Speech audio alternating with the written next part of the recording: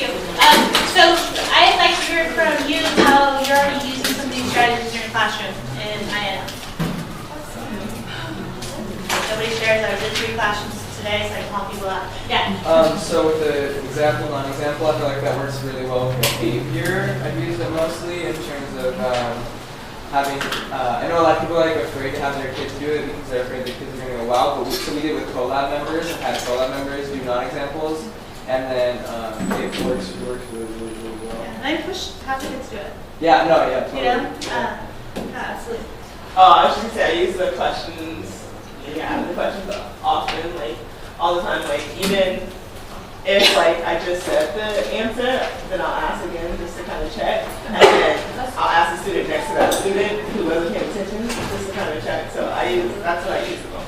And I want to point out, like, it's not just for content, like, as I saw you doing it when you were giving your directions and modeling the procedure, you checked for, with kids, like, what am I expecting to do next? You know, so, like, it goes both with content and procedure. Some other ideas that you're already doing.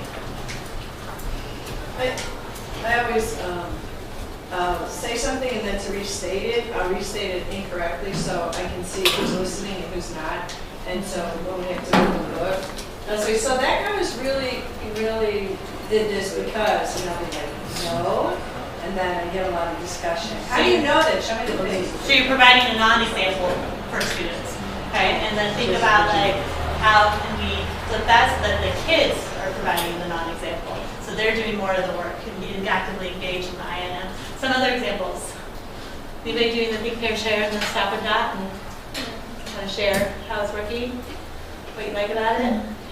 I think you have to model it, at least for my kids. Everything you have to model. So when they did it, when I kind of said it the first time, they were like, no talking, so I just showed them like what it looks like and what it doesn't look like. And I saw that it was a huge difference in like participation.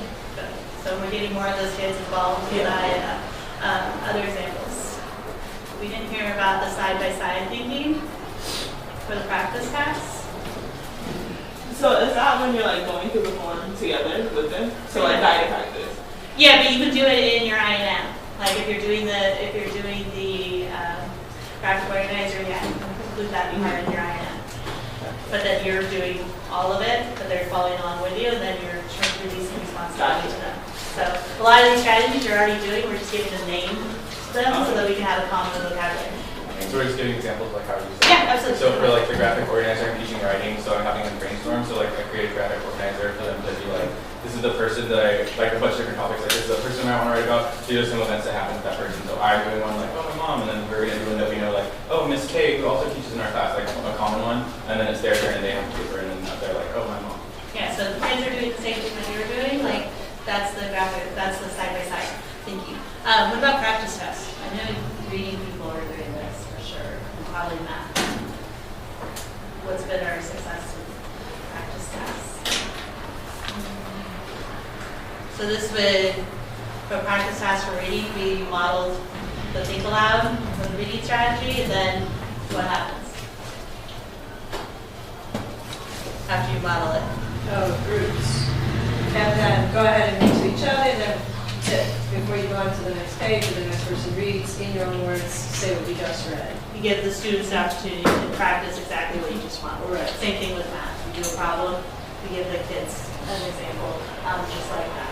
So why are all these important? What's the impact on student achievement and engagement in rigorous content? Because you're not just talking at them, they're active participants. Releasing responsibility gradually. Yeah. I mean, it goes right back to the I do, we do, you do. So, like, you know, gradual release, but giving them a chance to try it out before you completely let them go. Right. Because remember that purpose of the INM is to get them ready to do the practice. And so if you're able to gather that information to know that students are actually ready for the practice, that's going to be valuable for you as teachers. I was going to say overall, keeping them engaged. Yeah.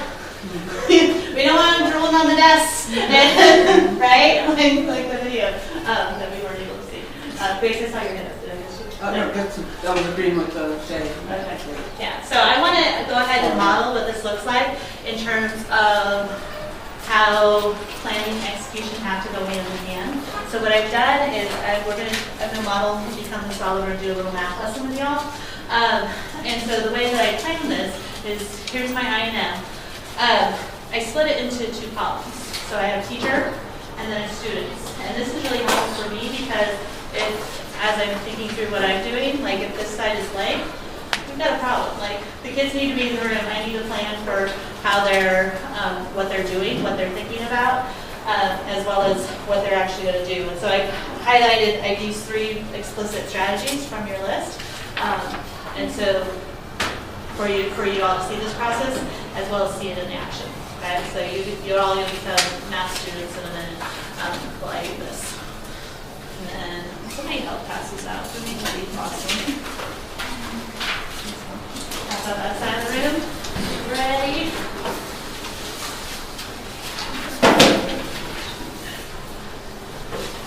Thank you.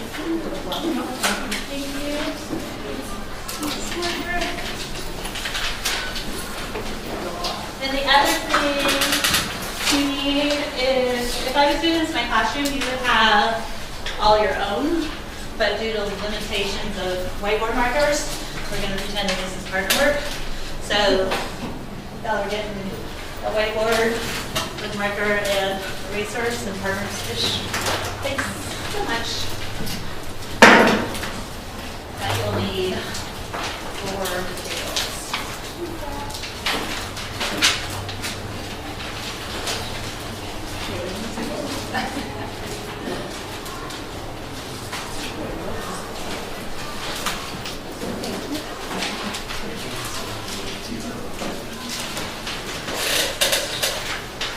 So on your graphic organizer as well as on the board, I've got 4 times 5 equals 20.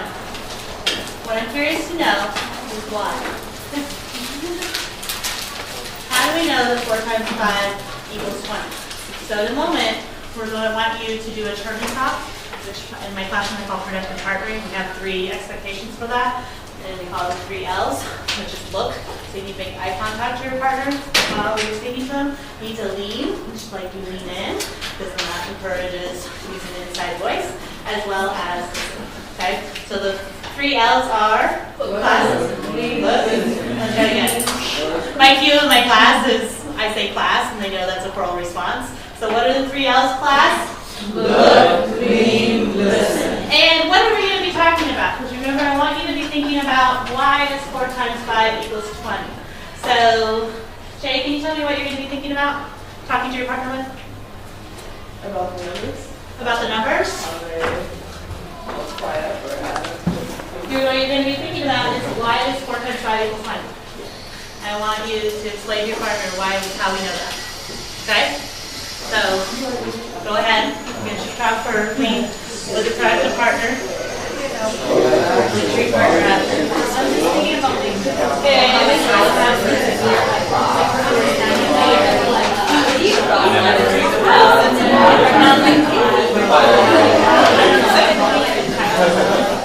I think it's because we know that a group of 5 things 4 times 20 things. Or the teacher should be yeah, that's what I got in our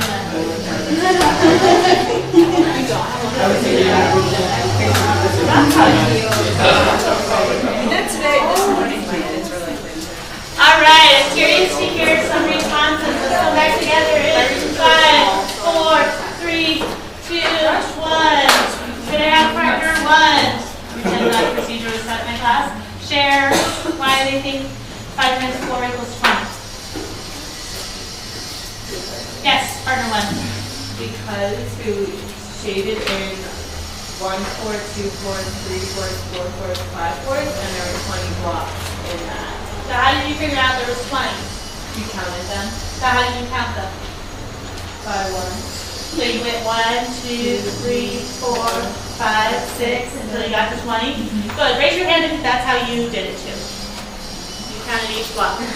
Okay, did somebody count it in a different way? How did you count? We count 5 4 times. You counted what? 5 4 times. You counted 5 4 times. Can you show us? How's that? 5, 10, 15, 20. Raise your hand if you counted that way. Okay, some of us counted that way. Did anybody count a different way? How did you count? You count 4 or 5 times. So, can you demonstrate? 4, 8, 12, 16, 20. Did we count that way? Raise your hand if you counted that way. Okay. And we all got 20, right? Well, the solver has a problem. And I need your help. So, I know that 4 times 5 equals 20. And you came up with 3 different ways to count it. So we can count each block, count by 4s, we can count by 5s. But I want to do this problem now.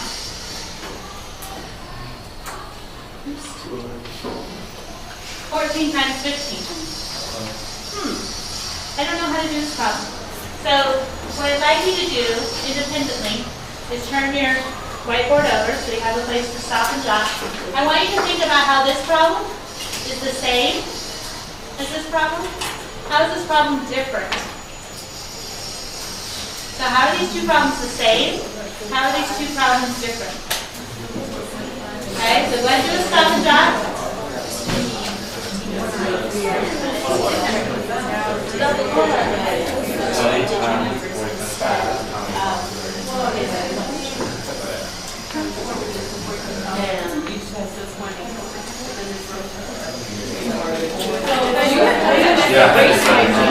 It's still the same. You're right. All have 14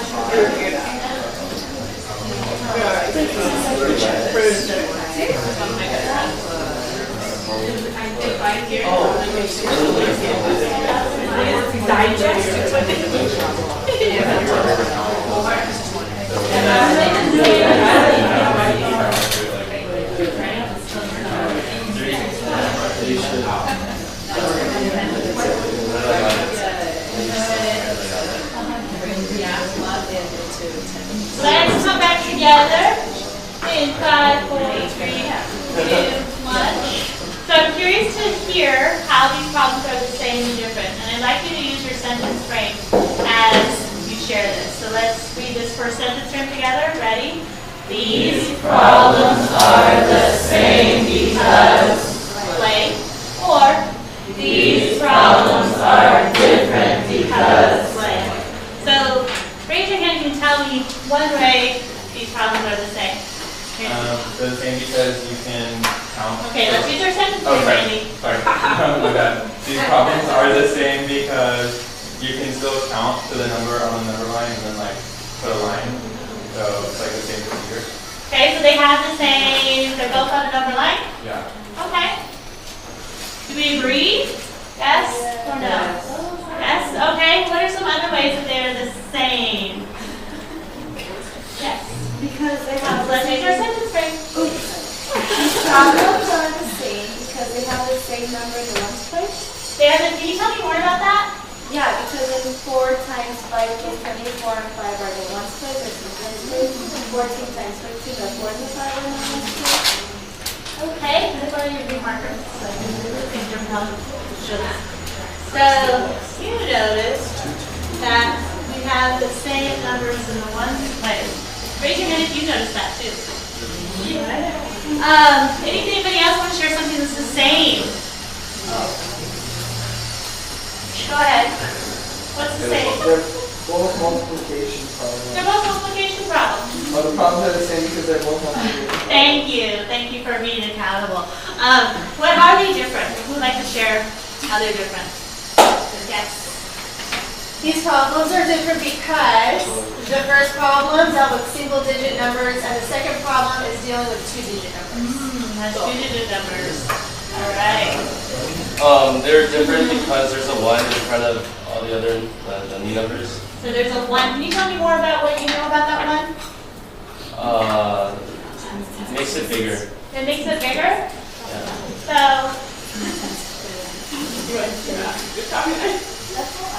I added a 1 here. It didn't make it bigger. That problem's really small. That's true. Right? And this is why precision in math language is so critically important.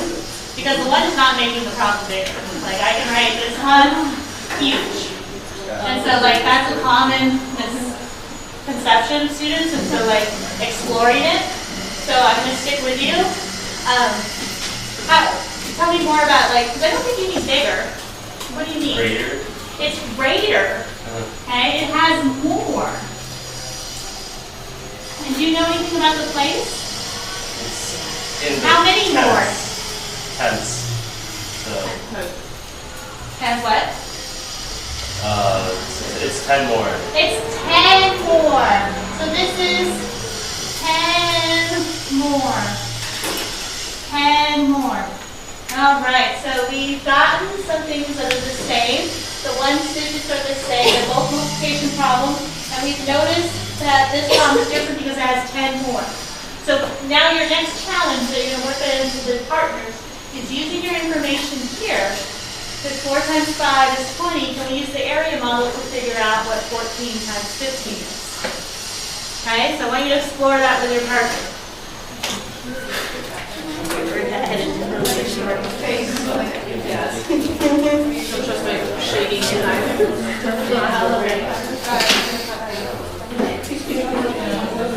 I think you broke it out here. I just shaded that in, right? So, Never what is it? You went way better.